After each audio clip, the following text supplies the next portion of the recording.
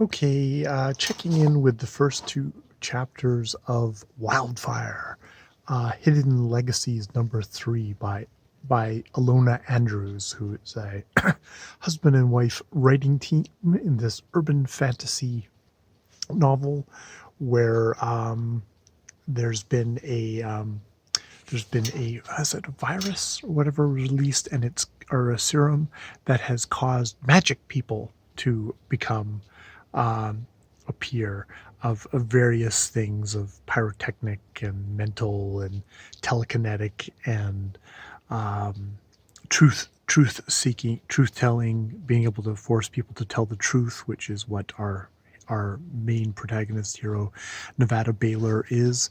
um, and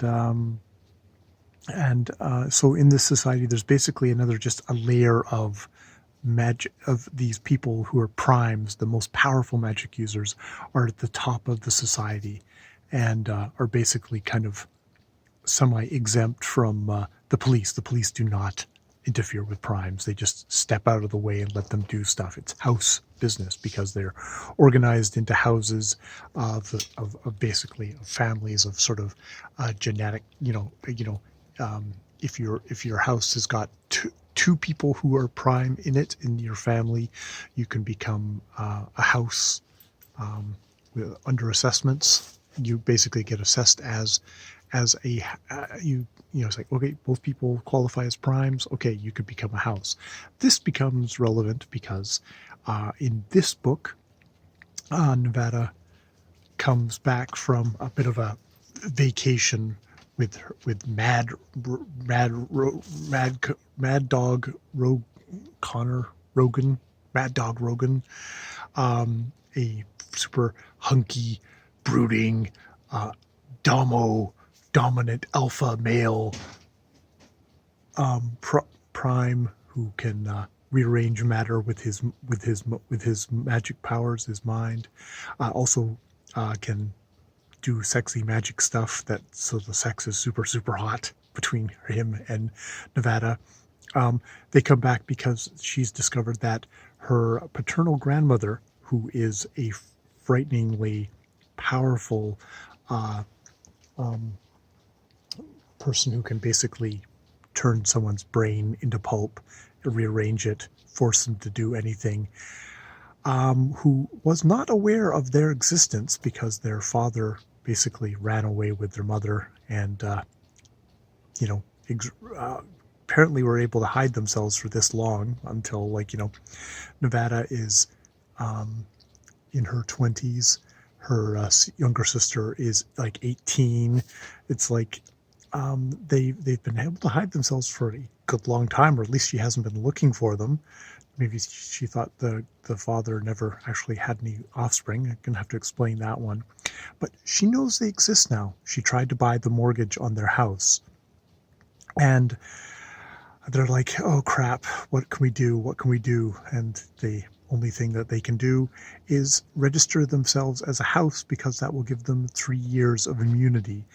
In this society, they actually value the idea of, like, genetic diversity, because it's all about the breeding programs between the primes, and so that they've set up a thing where you can't attack a newly formed house for 3 years. So it gives them a 3-year breathing space to establish some kind of a power base before then all the other houses could potentially descend on them.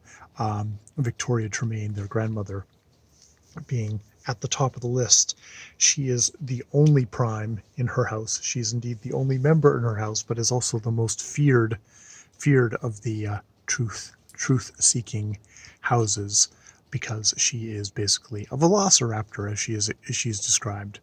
Now, at the same time as this, Nevada gets home and she finds Rhea. It's basically the daughter of Olivia from the last book, who it turned out had allied herself with whatever shadowy forces to destabilize the magic community. And she had ended up getting killed by the they handed her over to the bereaved husband of one of the lawyers that she had gotten killed. And he was a prime apparently who had the power to control animals, and indeed in his history he had the Piper of Hamelin, and she was consumed by rats, just turned into a skeleton, slowly, painfully, without mercy. But she's arrived on their doorstep because her husband has disappeared, and now that her mother had fallen so heavily from grace, exposed as being a part of this terrorist organization, no one will help her. And so she's finally turned to Nevada after trying everyone else, including the Hamilton, what the hell's his name? Augustin Hamilton, who is the house that actually owns that kind of they're so-called employed with. So she is again the person of last resort, her detective agency, which she runs. It's like, will you find him? And it's like she agrees to, but this woman, Rhea, was Mad Dog Rogan's former girlfriend. So she is cautioned by her grandmother that, most likely the husband's dead. She is going to want comforting, and she's a super beautiful woman, and you're basically serving up Mad Dog Rogan to her, and it's like, no. But of course, when Mad Dog actually shows up, this woman thrusts herself into his arms, though he keeps eye contact and says, "Are you okay?"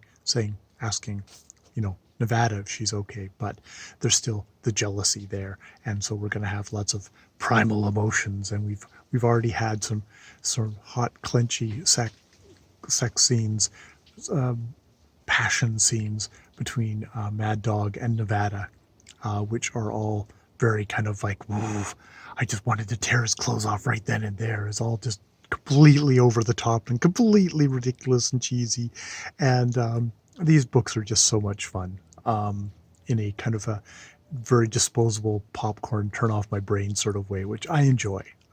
So that is completely out of order, the first two chapters of Wldfr by Ilona Andrews. All right, more videos later.